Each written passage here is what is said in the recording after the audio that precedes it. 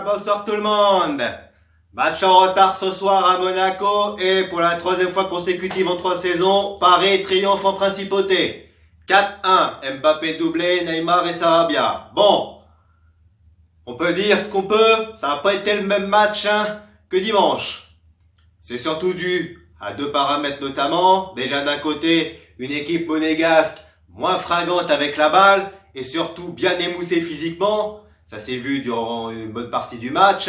Et de l'autre côté, une équipe du PSG qui a su corriger les défauts de dimanche. Bon, du côté monégasque, on change pas une équipe. C'était les mêmes titulaires que dimanche. Alors que du côté parisien, alors je voyais les journalistes, les Leboeuf, là, les Dimeco, les Dugachi, là, qui disaient « Ouais, le 4-4-2 c'est pas adapté, contre Monaco ça a volé en éclats. » Eh ben ce soir, Tourelle a décidé de reconduire son équipe en 4-4-2. Et avec les 4 fantastiques devant. Bon, il y a également eu quelques changements un peu forcés parce qu'on avait des absents derrière. Ben oui, Marquinhos pas là, Meunier, Bernat pas là, Verratti sur le banc. Ce qui fait qu'on a eu Dagba et Kurzawa sur les côtés. C'était Presnel qui accompagnait Thiago Silva en défense centrale et c'était le jeune Kouassi pour sa première titulaire en Ligue 1 qui accompagnait Gueye. Eh ben visiblement, on peut dire que les changements du docteur Tourelle ont eu leur effet escompté quand même. Parce qu'on a vu ce soir un PSG qui était beaucoup plus fringant physiquement que l'équipe de Monaco. Et ça s'est vu sur le terrain. Parce qu'on a vu d'un côté pourtant, du côté monégasque, un Ben Yedder bien enjambé au début, mais en fil du temps qui s'est éteint au fil du match. Quand on n'a pas Slimani en face, on voit bien le résultat. Mais il y avait quand même Baldé et Martins à côté. Bon. Mais surtout, on a laissé beaucoup moins d'espace sur les côtés. Au début, ils arrivaient à passer en début de match, mais après, plus rien. Ils sont plus passés du tout, les monégasques, sur les côtés. À part quelques incursions, notamment Martins, qui se pareil, il se prend pour Zinedine Zidane, à nous faire des roulettes à tout va. Bon, c'est tout. Mais dans l'ensemble, on a bien dominé, on a bien contrôlé ce match. Et au final, au bout de 25 minutes, c'est Kylian qui ouvre le score, Di Maria qui fait une super passe dans la profondeur, et Mbappé qui ajuste le compte. Bon, là c'est pareil, on voit bien la différence entre la VAR française et la VAR anglaise, parce qu'en Angleterre, c'est 1 minute pour prendre la décision et valider le but, ou le refuser. Sauf qu'en France, ça prend 3 millions d'années. 3 minutes. Résultat, ça casse le rythme, ça casse le match. Ben oui. Les résultats, il a fallu attendre quoi? 3 minutes et quelques pour que le but de Mbappé soit validé. On récolte de la faute, et hors-jeu et tout. Non mais on voit bien la lenteur française comparée à la rapidité anglaise. En Angleterre, il n'y a pas ça. Et ensuite après, il y a ce penalty juste avant la mi-temps. Kurzawa qui joue bien le coup. Bon, la faute, elle est bénigne. On a sifflé des penaltys à Lyon pour plus que ça, par exemple. On a sifflé des penaltys au Vélodrome pour bien plus que ça. Alors, bon... Glick averti, Neymar qui transforme, il avait déjà tiré un penalty dimanche dernier, il l'a mis du même côté. Et le compte est parti du même côté. Bon, 2-0 à la mi-temps face à des monégasques qui ont commencé à s'éteindre. C'est logique. Alors, retour de deuxième mi-temps, il se passe rien, les monégasques n'arrivent pas à réagir, jusqu'à ce que Tourelle fasse son coaching, il fait rentrer Verratti et Sarabia, et un peu à la manière de Moreno avec Slimani dimanche dernier, le coaching ne va pas tarder à se montrer payant.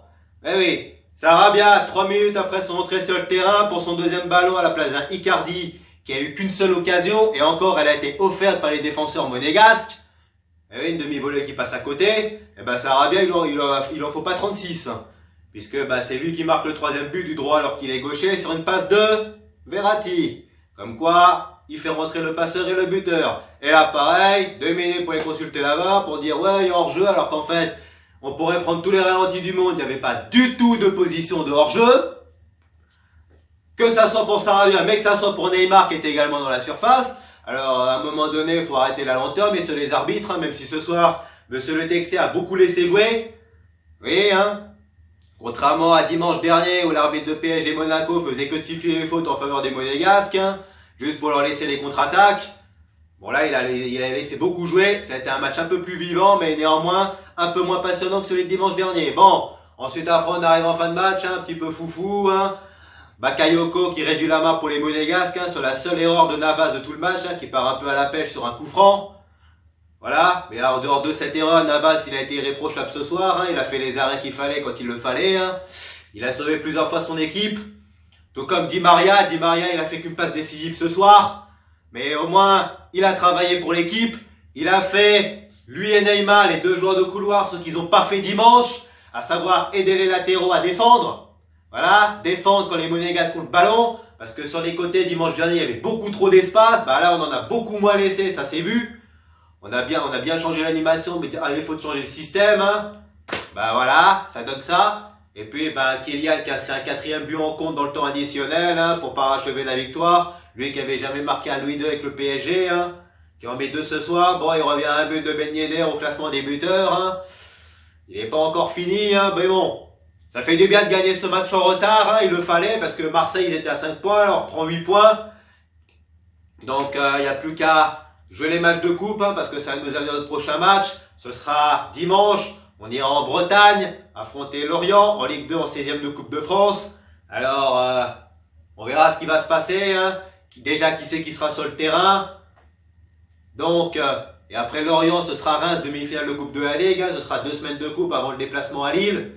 Là, on aura 3 matchs à l'extérieur. Hein, avant on retrouvera le parc en février. Bon, ce soir, enfin, content de la victoire. Il la fallait. Il fallait reprendre les distances sur les poursuivants. Maintenant, la manière, elle était là. On a bien mieux joué que dimanche dernier. Mais surtout, on a corrigé les lacunes qu'on avait fait dimanche face à ce même adversaire. Même si Monaco était beaucoup moins fringant ce soir. Maintenant, place à Lorient. Bye bye tout le monde. Et allez Paris!